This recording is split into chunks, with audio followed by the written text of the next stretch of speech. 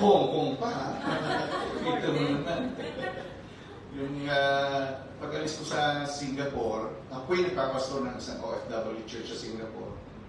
Naon ko 2 Oreo at saka isang itlog kasi ano lang ang sinakyan ko yung budget, yung scoop. Nalimutan ko, nag-order pala ako ng pagkain sa airport. So, sa bahagian ko na kinain yung pagkain ko. Tapos sabi ko sa anak ko, ito, itlog yung kinakain ko kagabi, hindi na ako lumabas. Sabi niya, buti pa yung itlog, nakarating dyan sa Hong Kong. Sa tamang panahon siguro makakapunta din siya dito. So, thank you sa topic na ibinigay sa akin, yung kinalaman dyan sa creation, no, ng Panginoon Diyos. Alam niyo, napakahalaga ng topic na yan, pero hindi masyadong binibigyan ng pansin sa church. Ang madalas ko lang marinig ay stewardship of time, talent, and treasure. Treasure din naman yung creation, pero hindi masyadong napapabigyan ng pansin. Paano bang ipinapaubaya na natin sa mga environmentalist, di ba? Yung ganyan. Eh, samantalang, pag binasa mo pala sa Bible, mas tayo pa yata ang binibilinan na mag-ingat sa ating environment or creation ni Lord or yung natural resources. Mas tayo ng mga mananampalataya. So, ang title natin ay susunod siya, Creation and Stewardship, Christian Stewardship. But meantime, why is caring of our environment important?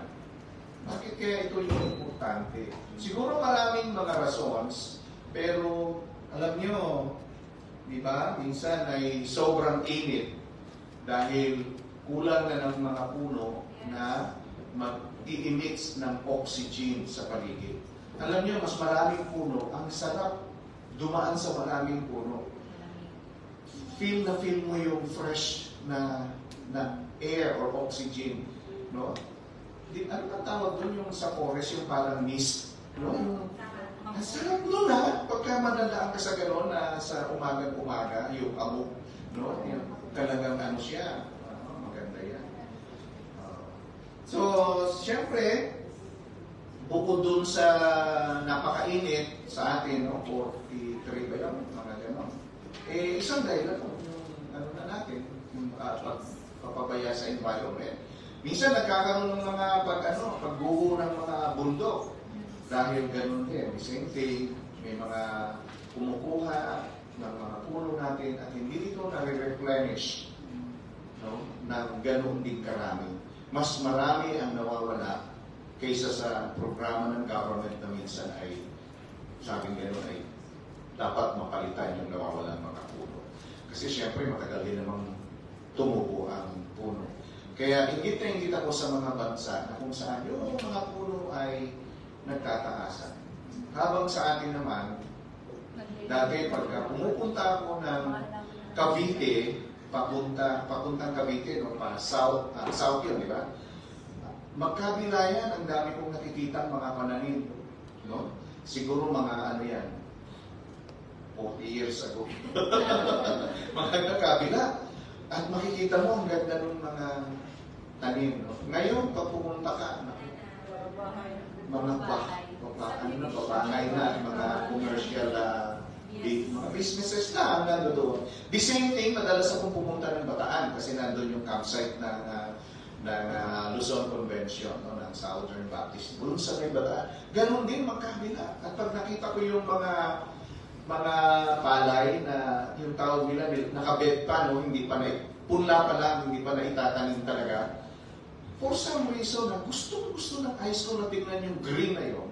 At pagkatapos ay maamoy. May amoy masarap yung amoy nung palay na yun na umuusbong pala o yung punla pala. Ang sarap na amoy para sa akin, hindi ko alam para sa iba. Pero the same thing, ngayon pagka dumaan ka, pala magkabi-kabila na, ay puro mga kabahayan. Ang Cavite ngayon, dahil doon bumilan ng panibagong campsite ang Luzon Convention, kapalit noong doon sa Bataan, for 10 years, mayroon tinatawag na moratorium na hindi pwedeng i-convert ang anumang lands into commercial lot, no, ng mga buildings dahil nga napansin nila na uubos na ang kanila taniman. So kung magkakaroon ng tagutom dahil sa kakulangan ng mga pananim o produkto dyan sa lupa, somehow nagkaroon ng problema. At yun yung tinatawag na stewardship, di ba, ng ating mga kalikasan. So tinanong ko kay Pastora kung natalakay na yung tungkol sa sa may Genesis, sa piling ko, yun ang basic na sinasabi doon na tayo ay dapat maging bahagi, malaking bahagi ng pagkalinga sa ating mga kalikasan. Okay, binasa na kanina, hindi ko na ulitin, pero alam naman natin na ito'y tungkol sa creation, no? Paglikha ng Panginoong Diyos. Mula umpisa, no? Tapos yung binasa natin ay ika-5 at ika-6 na araw na paglikha ng ating Panginoong Diyos ng mga bagay-bagay sa lupa. We do not know how long, no, talaga ito nangyari, yung exact number of years. But sa calendar ng mga Hudyo, sabi nila iyan ay, o ng mga archaeologists, mga 6,000 years ago na, no, ang nakalilipas. Matagal-tagal na rin, Oo. At ewan natin kung ano na nangyari sa ating anong tawag yan, mga lupa at kagubatan, mga streams, no, mga tubig, no? So stewardship, of course, it means yung pagmamanage ng ating resources, no? Yung ano man yan, talent pwede, time pwede, basta something na ipinagkatiwala sa iyo. Ang idea nga dyan management ng resources na in-entrust sa iyo. Na kung saan sa tamang panahon, maaaring ikaw ay paghanapan. Any kind of resources, food, money, personnel, time, etc. And definitely it includes yung environment. So, una natin pwedeng talakayin, cross lang daw tayo, saan ako tututok dito? Tingnan. Tingnan natin. Kung saan naabot. Ayun, no? So ito ang ilan nating tingnan. Kasi ito ang sikat na, sa mga pag-create, ito ang sikat na linya. God created everything beautiful. And idagdag natin, pag binasa nyo naman talaga, and in order. No? Mayroong sequence yung creation ng God. Diba? Sa 31, anong sabi dun sa verse 31? And God saw everything that He had made, and behold, it was very good. Not just good, but very good. Ewan ko yung mga grades kung anong mga pagkakaiba ng very satisfactory, satisfactory, very good. Kayo ba nakatanggap ng mga ganyan? Oo. O panahon ko lang yon. Kasi ngayon nakikita ko mga kinder, mga star, mga fruits, nilalagyan ko. Pero ng panahon ko, mga excellent, very good. Ito ang term na ginamit ang phrase ay very good. Hindi lang good, no? Baka nga equivalent nito, ang totoo ay excellent. No? Talagang napakaganda. One that amazes me, no, about creation ay yung flowers. Noong ako ay grade 6, subject namin botany, tama ba? Merong subject na ganoon. Sabi ng aking science teacher, masdan mo yung bulaklak, yung kulay ng bulaklak. Walang makaka-imitate, no, yung composition element, ano man ang tawag doon, ng kulay ng bulaklak. In our own eyes, kung minsan nabubola tayo ng bulaklak, sabi ko, ang ganda ng bulaklak, paglapit mo, plastic pala, di ba? Oo. Pero, ayun na ang ibig kong sabihin. Pwede yung eyes mo mabola, pero pag nilapitan mo siya, malalaman mo kung tunay talaga. At yung tunay na yon, pagka dinaan mo sa microscope yung peke at saka tunay, makikita mo, walang kapara yung kulay ng bulaklak.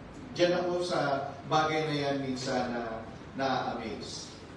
Okay? So, magaganda ang likha ng ating Panginoon Diyos. Siyempre, kasama kayo doon. Amen? So, mukhang hindi kayo baka. So, not long ago, Nagkaroon ng eclipse, hindi ba? Sa US. At ewan ko kung di tinamaan ng Hong Kong, hindi yata. Mukhang walang Asia doon, no? Doon lang yun sa mga western part. At hindi ko alam kung bukod sa US, saan pa. Pero nagkaroon ng parang, nung time na yun, mayroong article lumabas na basa ko tungkol sa interplanetary arrangement. Nung sabi niya gano'n, yung mga planets daw ay nagpapakita na talagang mayroong Diyos.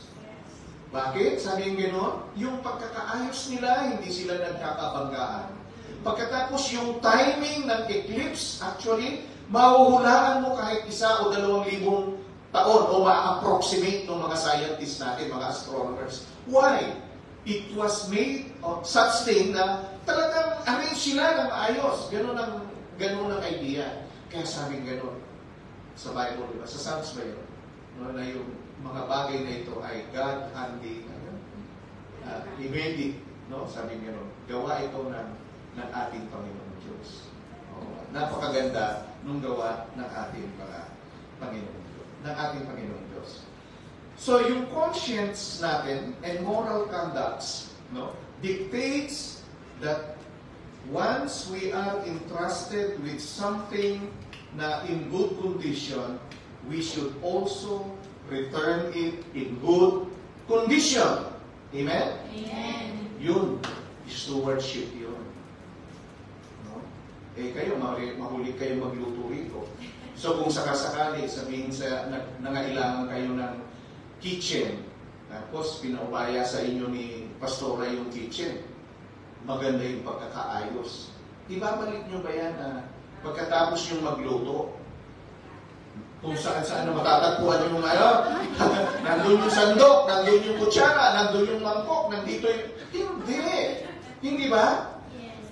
I-dictate ng konsensya mo yan, at kung Christian ka ng banal na Espiritu, no?